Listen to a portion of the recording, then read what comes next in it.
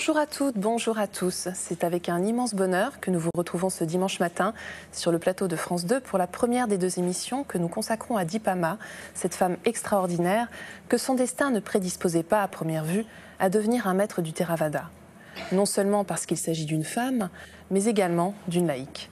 Nous avons souhaité revenir sur cette première émission, sur le parcours de Dipama, comment s'est déroulée son enfance, de quelle manière a-t-elle débuté la méditation, comment sa renommée, notamment auprès des femmes, a-t-elle commencé à croître? C'est ce que je vous propose de voir dès à présent avec notre invitée, Jeanne Chute. Jeanne Chute, bonjour. Bonjour Aurélie. Alors vous pratiquez le bouddhisme dans la tradition des moines de la forêt depuis une trentaine d'années. Oui, c'est ça. Vous travaillez sur les textes des maîtres de cette école depuis de nombreuses années également. Et vous venez de traduire Dipama, présence et rayonnement d'une femme bouddhiste, le seul ouvrage existant à ce jour sur Dipama. C'est vrai. Merci beaucoup d'être avec nous aujourd'hui, C'est une grande joie de pouvoir en parler. Alors justement, nous allons évoquer aujourd'hui la vie de ce grand maître. Alors j'aimerais que l'on revienne sur son enfance qui s'est déroulée de manière assez particulière. Alors, jusqu'à 12 ans, en fait, c'était une petite fille adorable, que tout le monde aimait. C'était l'aînée d'une famille de 6 enfants. Elle était charmante avec ses frères et sœurs, elle était douce avec ses amis. Elle était quand même très particulière dans le sens qu'elle s'intéressait beaucoup à la connaissance. Elle voulait toujours apprendre, apprendre en plus. Elle allait à l'école alors que ce n'était pas obligatoire pour les petites filles. Elle prenait des devoirs, elle posait beaucoup de questions à son père le soir sur ce qu'elle apprenait. Et puis, du côté de sa mère, elle s'intéressait au bouddhisme. La maman lui apprenait...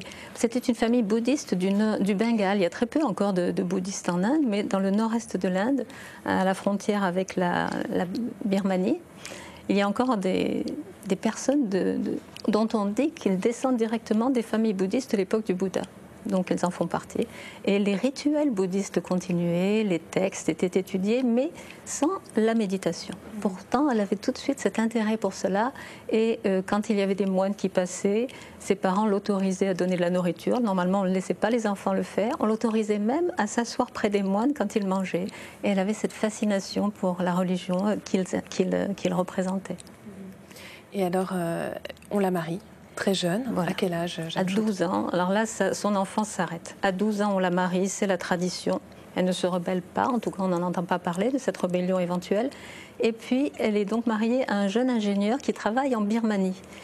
À l'âge de 12 ans, il y a cette cérémonie de mariage et son mari repart aussitôt en Birmanie. Elle reste pendant 2 ans dans sa belle famille. Et là, l'atmosphère est complètement différente. On la traite un peu comme une servante, ce qui est aussi la tradition. Mais l'atmosphère chaleureuse, affectueuse qu'elle avait connue dans son enfance est perdue. Et donc, c'est un début de souffrance. Oui, parce qu'effectivement, sa vie de femme mariée est marquée par de nombreux chagrins. Lesquels, plus précisément? Alors déjà, à 14 ans, on l'envoie en Birmanie, un pays où elle ne connaît personne, dont elle ne connaît pas la langue, et vers un homme qu'elle ne connaît pas et dont elle a peur pendant toute la première année de mariage. Heureusement, de ce côté-là, les choses s'arrangent, puisque c'est un homme très doux, très bon. Et en fait, ils vont être profondément amoureux, c'est elle qui l'a dit plus tard. Mais grand chagrin, il n'arrive pas à avoir d'enfant. Et dans cette culture, c'est presque une tare pour une femme, elle en souffre énormément. Quand même, au bout de 20 ans, arrive une petite fille. Et cette petite fille décède au bout de 3 mois. Et là, c'est vraiment un effondrement chez elle, chez Dipama. Alors, je crois que c'est à ce moment-là qu'elle demande à entreprendre la méditation et son mari refuse. C'est bien ça? Voilà, exactement. Donc, elle a toujours senti que la méditation était le refuge. Et dans ces moments de grande tristesse, et là c'est le cas, elle veut se tourner vers la méditation. Et son mari, qui est quand même prisonnier d'une culture, en Inde, on dit on va méditer à la fin de sa vie. Donc, il lui disait toujours tu es trop jeune. Mais finalement, les choses s'arrangent, puisque quelques années après, elle a un autre enfant, une petite Dipa. Donc c'est à partir de là qu'on l'appelle Dipama, c'est-à-dire la mère de Dipa. Et puis quelques années après, encore une grossesse, et c'est un petit garçon. Et malheureusement, il meurt à la naissance, et là c'est à nouveau un choc terrible pour Dipama. Alors je crois que son mari refuse à nouveau qu'elle aille méditer lorsqu'elle lui demande. Et c'est alors qu'il se produit quelque chose d'assez singulier, puisque le Bouddha lui apparaît dans un rêve. Après la mort de ce petit garçon mort-né, elle veut partir méditer, et son mari le lui refuse. Et elle tombe malade. Son mari, à ce moment-là, prend en charge la famille, la petite fille, le travail, la maison, la femme malade. Et est-ce qu'il avait peut-être aussi une faiblesse cardiaque? Le fait est qu'il se fatigue énormément. Un soir, il rentre du travail très fatigué. Et quelques heures plus tard, il meurt d'une crise cardiaque. Alors cette fois, Dipama vraiment touche le fond de la détresse. Et c'est à ce moment-là qu'elle a ce rêve. Elle voit le Bouddha lui parler et lui dire un verset du Dhammapada qu'elle avait certainement lu plus tôt, un verset que le Bouddha à l'origine avait adressé à un père de famille qui avait perdu son fils.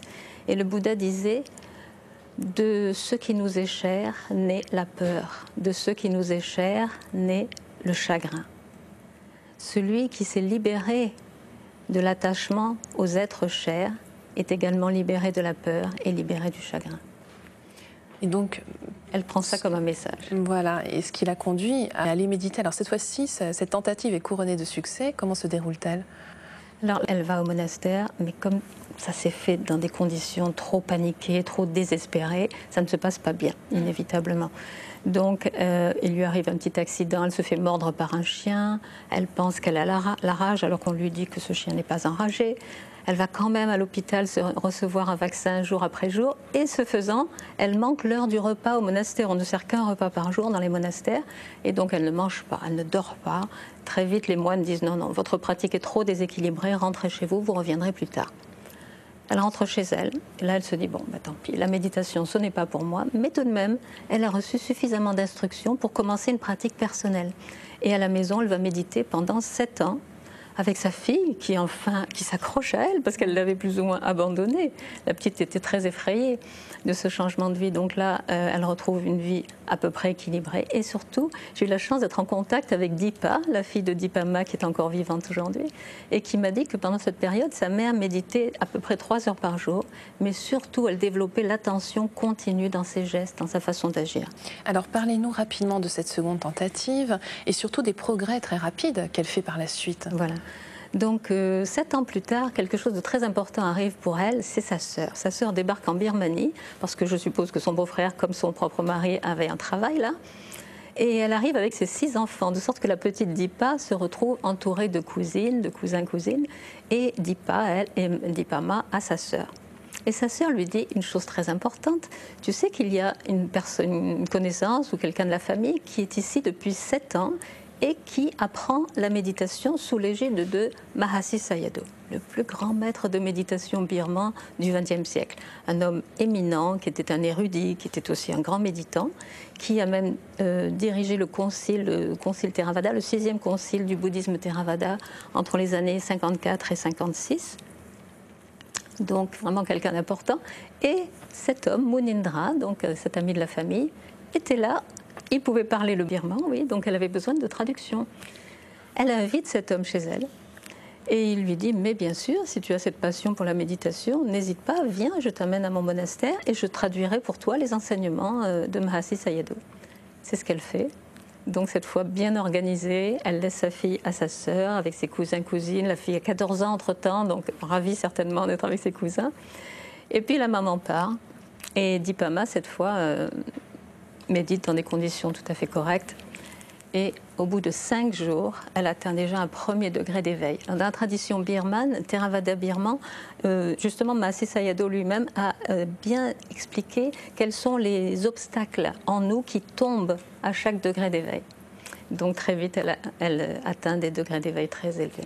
Alors, sa vie change radicalement au cours des 3 années suivantes.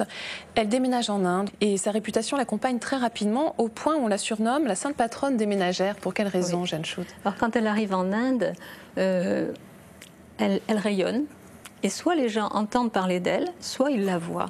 Et cette femme si calme, si posée et en même temps si rayonnante les intrigue. Et d'elle-même aussi, quand elle voit des ménagères, des femmes qui souffrent, elle vivait dans un quartier populeux de Calcutta, très pauvre. Et donc, il y avait des femmes de ce milieu-là qui avaient beaucoup d'enfants, qui souffraient de la pauvreté, tout ça. Elle leur disait: je suis passée par là. J'étais brisée par la mort de mon mari et de mes enfants, et regardez-moi aujourd'hui. Elle était rayonnante de santé, de bien-être. Et donc, les gens, qu'est-ce que tu as fait? J'ai appris la méditation. Vous pouvez, vous aussi, y arriver. Et c'est comme ça qu'on l'a appelée, les Américains qui l'ont connue plus tard l'ont appelée la sainte patronne des ménagères, affectueusement. Alors nous reviendrons plus en détail la semaine prochaine sur son enseignement, mais j'aimerais quand même qu'on aborde les 3 points essentiels, qui étaient donc de suivre les 5 préceptes, de méditer plusieurs heures par jour et l'attention soutenue dans toutes les activités de la journée. Alors est-ce que rapidement, Jeanne Choute, vous pouvez nous en dire un mot? Oui, donc elle disait, comme le Bouddha d'ailleurs, qu'une base de moralité est indispensable. Si vous voulez méditer correctement, c'est-à-dire que la méditation porte des fruits, il faut être en paix avec soi-même. Donc déjà, n'avoir rien à se reprocher. Une moralité, une vertu de base. Et puis, méditer régulièrement, ça lui avait été profitable, elle le savait que ça pouvait porter des fruits, donc elle encourageait tout le monde à le faire. Et puis, continuer au quotidien, dans toutes les activités, à être tellement présent que c'en est une méditation. Parce que méditer, c'est quoi? C'est être dans l'instant présent. Donc on peut le faire dans toutes les situations, entre les méditations formelles assises. Alors, sa renommée s'étend au début des années 80, un petit peu partout dans le monde, et notamment aux États-Unis où elle est invitée. Alors, dans quelles circonstances et comment est-ce que ça se passe pour elle? On imagine que ça a été un moment fort. Oui, en fait, pour elle, je ne sais pas s'il y avait vraiment des moments forts, parce qu'elle était tellement paisible. Mais ce sont des... Alors, Munindra, qui était donc son mentor en Birmanie, est retourné en Inde. Et lui, il avait aussi un travail à Bodh Gaya. Il était intendant de certains lieux. Et là, à Bodh Gaya, après avoir vécu si longtemps auprès de Mahasi Sayadaw, il a également enseigné la méditation. Et parmi les personnes qui venaient vers lui, il y a eu quelques jeunes Américains qui voulaient apprendre à méditer. Il était également très cultivé, donc ils apprenaient à la fois le Dhamma et la méditation. Et comme Dipama avait été une élève exceptionnelle pour Munindra, il parlait d'elle souvent. Et ces Américains ont eu envie de la connaître. Donc soit quand elle venait, j'ai appris qu'elle venait d'elle-même 1 à 2 fois par an à Bodh Gaya. Des fois elle était invitée, des fois elle y allait d'elle-même. Donc ces rencontres se sont faites. Ensuite ces jeunes Américains ont passé une bonne dizaine d'années en Inde, ils sont allés la voir à Calcutta. Et il s'est créé une relation quasi filiale pour certains d'entre eux, comme Joseph Goldstein ou Jack Kornfield, qui ont plus tard créé un institut sur la côte est des États-Unis, qui a été le premier grand institut de méditation Vipassana. Et ils l'ont invitée. Et c'est là qu'elle a eu en 80 et en 84 l'occasion d'aller aux États-Unis, passer des retraites de 3 mois, donc faire partie de l'équipe des enseignants là-bas. Ça a été pour des centaines et des centaines de personnes l'occasion de la connaître et ensuite de témoigner, parce que le livre donc, que j'ai traduit est un ensemble de témoignages de personnes qui l'ont rencontrée et c'est vraiment fabuleux. Alors, un mot sur son décès, puisqu'elle décède en 1989. Dans quelles circonstances, Jeanne Schut? C'est quelque chose de très doux et très paisible. En fait, elle a à l'image de la personne qu'elle était. Un soir, sa fille est rentrée du travail et elle l'a trouvée très fatiguée. Elle lui dit « Est-ce que tu veux que j'appelle le médecin ?» Pama hésite et puis elle dit « Si tu veux ». Donc sa fille demande au voisin d'aller chercher un médecin. Le voisin revient un peu plus tard en disant « Je ne l'ai pas trouvé ». Il s'assoit auprès du lit. Il lui tient la main et il lui caresse comme ça, gentiment, la main et le bras. Et à un moment donné, Dipama, c'est lui-même qui le raconte plus tard dans ce livre, il dit « Dipama m'a demandé de mettre ma main sur sa tête. Donc c'est ce que j'ai fait. Et là, j'ai eu l'intuition de lui chanter des mantras qu'elle m'avait appris. Et à ce moment-là, elle s'est tournée vers une petite statue du Bouddha qui était tout près de son lit. Elle s'est inclinée en hommage au Bouddha. Et elle a laissé son dernier souffle partir en hommage au Bouddha. » Eh bien, merci beaucoup, Jeanne Schut, de nous avoir accompagnés. Et donc, on se retrouve la semaine prochaine, où on parlera plus particulièrement du parcours spirituel de Dipama. Et avant de nous quitter, voici quelques ouvrages que nous vous proposons. Tout d'abord, le livre sur lequel nous nous sommes basés pour préparer cette émission, Dipama, présence et rayonnement d'une femme bouddhiste, traduit par Jeanne Schut. C'est un livre donc, écrit par Amy Schmidt et publié aux éditions Sully. Un ouvrage qui présente en partie une série de témoignages de ses disciples occidentaux. Une lueur dans l'obscurité, comment traverser les temps difficiles grâce à la méditation, de Jack Kornfield aux éditions Belfond. Et enfin, le dernier numéro de Regard bouddhiste, premier magazine bouddhiste en France, un numéro consacré à la joie.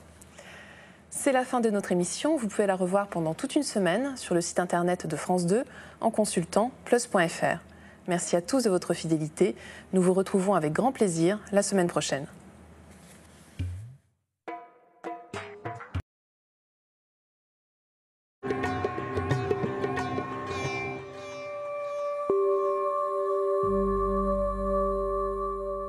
Bonjour à tous, c'est avec un grand plaisir que nous vous retrouvons ce dimanche matin pour la suite de notre émission consacrée à Dipama, une femme laïque devenue grand maître de méditation dans la tradition Theravada. Nous avons pu voir la semaine dernière quelle avait été sa vie, de son enfance à son immense renommée. Nous allons nous arrêter aujourd'hui sur son chemin spirituel. Alors de quelle manière son enseignement s'est-il développé? En quoi consiste-t-il et qu'en est-il de son héritage? Autant de questions que je vous propose d'examiner avec notre invitée, Jeanne Schutt. Jeanne Schutt, bonjour. Bonjour. Alors, je rappelle que vous pratiquez le bouddhisme dans la tradition des moines de la forêt depuis une trentaine d'années, oui, et que vous traduisez les textes des maîtres de cette école, notamment Dipama, Présence et rayonnement d'une femme bouddhiste, le seul ouvrage existant à ce jour sur Dipama, justement. Merci d'être avec nous aujourd'hui. Alors, on a pu voir la semaine dernière à quel point la vie de Dipama avait été riche et pleine de rebondissements. Comment est-ce qu'on pourrait caractériser son chemin spirituel, Jeanne Schutt? Alors je crois justement du fait de sa vie et d'une vie très conformiste, puisqu'au départ c'était une petite jeune femme indienne qui a suivi la tradition, qui s'est mariée trop jeune, qui a souffert d'avoir perdu des enfants et tout ça. Elle a une vie ordinaire, on pourrait dire, de femme mariée, de mère et plus tard de grand-mère. Mais toutes ces souffrances, un jour, lui ont fait changer de vie, l'ont orientée vers la méditation. Et là, son parcours a été fulgurant. Dans ce sens-là, on pourrait dire que ce parcours est totalement atypique. Une femme tout à fait ordinaire a priori, mais qui avait cette force de désir de méditer et qui ensuite a fait des progrès exceptionnels à une vitesse exceptionnelle. Alors on souligne souvent d'ailleurs que c'est une femme forte et courageuse, et elle-même disait, elle employait une jolie expression en disant « les filles de Bouddha ne connaissent pas la peur ». Oui, alors cette force et ce courage lui sont venus au moment de la mort de son mari, où elle s'est dit, un petit peu comme le Bouddha au moment de son éveil, c'est ça ou rien. Je m'assois au pied de cet arbre pour trouver l'éveil, pour trouver la réponse à la souffrance humaine, ou bien j'en mourrai, tant pis. Et elle était dans une situation semblable. Soit je meurs parce que je suis trop désespérée, et personne ne s'occuperait de ma fille, soit j'arrive à trouver une réponse, et ça c'est la méditation. Donc la méditation ou la mort. C'est ça, cette force de courage qu'il a lancée. Et puis ensuite, effectivement, elle a eu cette phrase très jolie dont vous avez parlé, et c'est à l'occasion d'une anecdote vécue par une de ses disciples américaines, que nous le savons. Cette femme raconte qu'elle raccompagnait Dipama, qui venait de passer 3 mois aux États-Unis pour enseigner. Elle l'a raccompagnée en Inde, elles étaient dans l'avion toutes les deux, et puis il y a eu des turbulences, et puis un grand trou d'air, où l'avion a fait un grand choc, et tout le monde a hurlé dans l'avion, sauf Dipama, qui était une montagne de sérénité, dit-on. Dipama a posé sa main sur la main de cette jeune femme, et lui a dit « Les filles du Bouddha ne connaissent pas la peur ». C'est de là que nous vient cette phrase. Alors revenons maintenant plus précisément à son enseignement spirituel. Comment est-ce que celui-ci s'est développé, Jeanne Schutt ? Alors en fait, elle n'a jamais eu de centre de méditation dont elle aurait été le maître. Ça s'est plutôt développé par le bouche à oreille et par son rayonnement. Il y avait des personnes qui la voyaient et qui étaient intéressées par « comment es-tu arrivée comme ça, toi qui étais une femme désespérée, malade et tout ». Et puis d'autres qui venaient chercher son enseignement. Il y a par exemple, vous savez, elle habitait dans un vieil immeuble en forme de U, donc une cour carrée, et au 4e étage. Et il y avait un voisin du dessous qui a envoyé sa femme chez Dipama. C'était une femme légèrement arriérée, on pourrait dire, simple, disons, mentalement, et qui, exceptionnellement, cette famille indienne, normalement il y a toutes les familles, les générations qui vivent ensemble, mais à un moment donné, ce mari et cette femme se sont trouvés seuls, et l'homme a dit, va voir un peu cette tante Dipa, là, dont on dit tellement de bien, Dipama, peut-être qu'elle t'apprendra quelque chose d'intéressant. Et cette femme est montée jusque chez Dipama, lui a demandé comment je peux apprendre la méditation. Et Dipama lui a dit, c'est très simple. Quand tu vois ton abdomen monter, tu dis monte. Quand tu le sens descendre dans la respiration, tu dis tombe ou descend. Monte, descend. D'accord ? D'accord. Elle commence à descendre les escaliers, arrivée à mi-chemin, elle a oublié les instructions.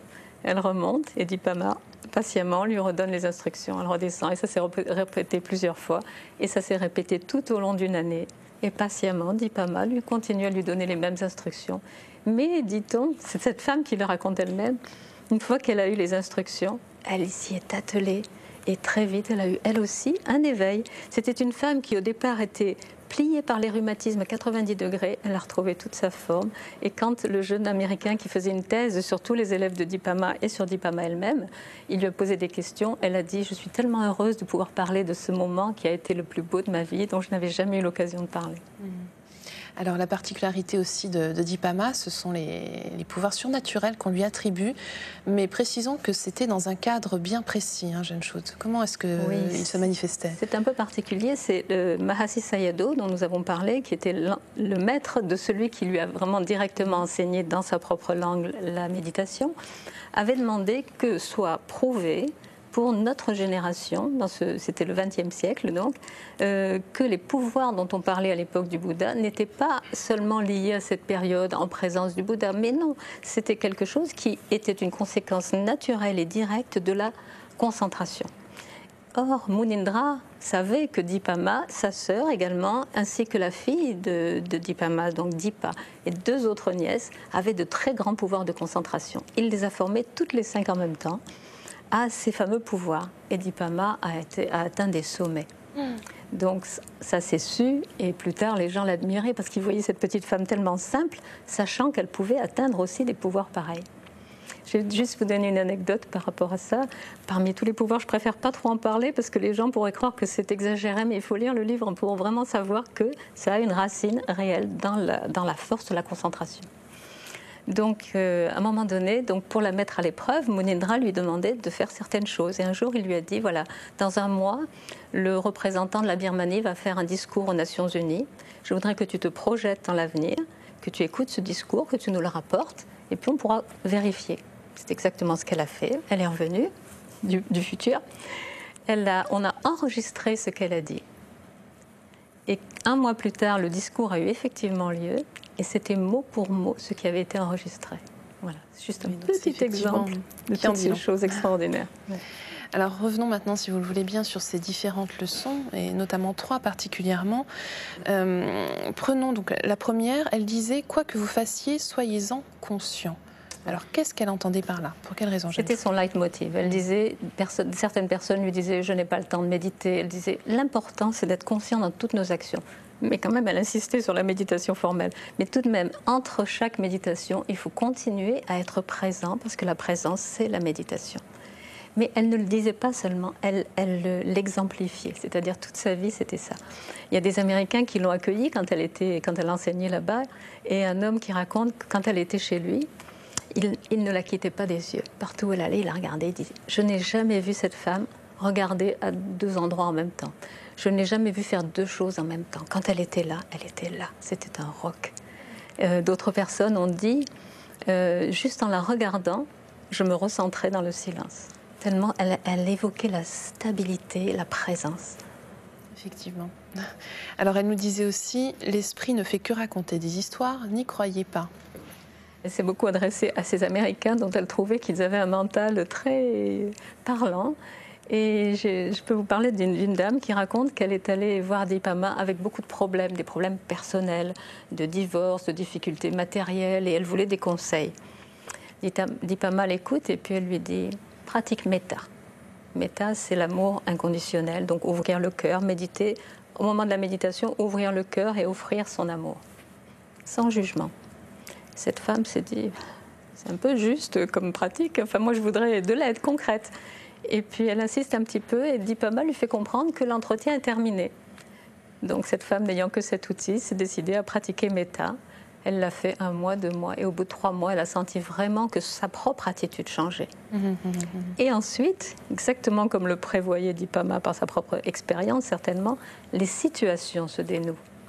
Votre attitude change et la situation change par la suite. Alors prenons une dernière leçon où elle nous dit « Vivez simplement et tournez votre attention vers l'intérieur ».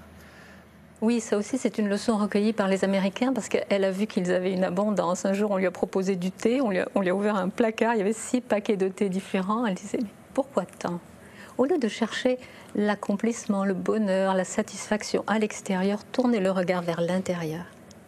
Si vous aiguisez votre attention, vous allez pouvoir voir la racine de la souffrance en vous.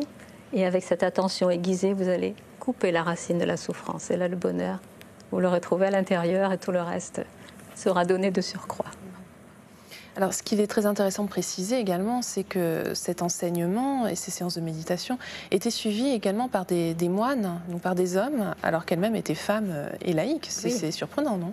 Effectivement, il y a un moine qui raconte avec beaucoup d'humilité qu'il était à Bodh Gaya et elle était venue aider Munindra à enseigner la méditation.